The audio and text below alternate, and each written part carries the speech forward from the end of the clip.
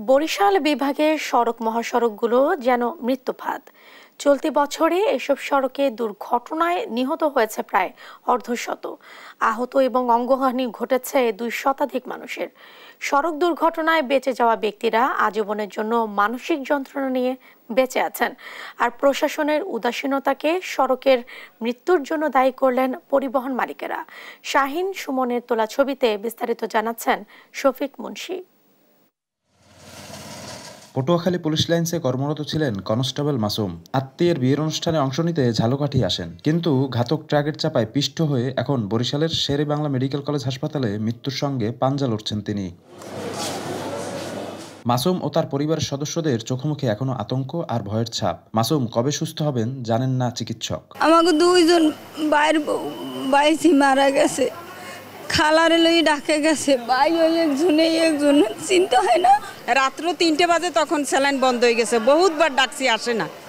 আর ওই রোগীটা তো যে কি অস্থির করছে যা বলার মতো না। কালকে রাত্রে একবার আইসা সিটি স্ক্যানটা দেখে গেছে, আর অন্য কোনো রিপোর্টগুলো দেখে নাই।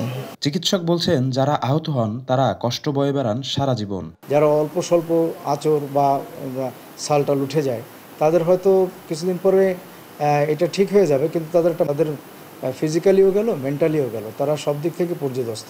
মহাসড়ক এখন ভয়ানক অনিরাপদ হয়ে উঠেছে যাত্রীদের কাছে। উপায় না থাকায় বাধ্য হয়ে ভীতি নিয়ে চলাচল করছেন তারা। যেখানে আমাদের বাসের স্পিড থাকে সর্বোচ্চ 50, সেখানে অটোর স্পিড থাকে 40-50। কিছু কিছু সময় সিএনজিতে আমাদের আলফা সিএনজিতে আমাদের ওভারটেক করে চলে যায়। ভয় লাগে, কারণ দুর্ঘটনা তো দিন দিন বেড়েই চলছে, রাস্তাঘাটে সড়ক দুর্ঘটনা সবসময় চলে। পরিবহন মালিক সমিতির নেতারা মনে করেন আইন শৃঙ্খলা বাহিনী সঠিকভাবে দায়িত্ব পালন করলে দুর্ঘটনা কমবে। সরকার চাইলে তো 10 মিনিটের মধ্যে এটাই দুর্ঘটনাটা। আপনারা যে হাইওয়ে পুলিশ আছে তাদের কাছে তো আপনার আছে, মিটার আছে, তারা তো ওইটা যদি ঠিক মতো আপনার যদি ব্যবহার করে আর যদি কোনো অপুরকম তারা না নেয়। তবে পুলিশ বলছে অদক্ষ চালক এবং সড়কে চালকদের প্রতিযোগিতার মনোভাবই সড়কে দুর্ঘটনার মূল কারণ। অদক্ষ চালক কর্তৃক ফিটনেসবিহীন গাড়িগুলো চালানো, কম্পিটিশন করে যে গাড়িগুলো চালাচ্ছি, আমরা যতটুকু পারি আইনগত ব্যবস্থার মাধ্যমে আমরা সচেতন করি।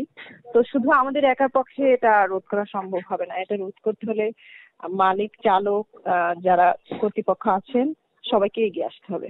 পরিসংখ্যান বলছে বরিশাল খুলনা এবং ঢাকা বরিশাল পটুয়াখালী মহাসড়কে চলতি বছরে সড়ক দুর্ঘটনায় প্রাণ হারিয়েছেন 45 জন, আর আহত সংখ্যা 2 শতাধিক।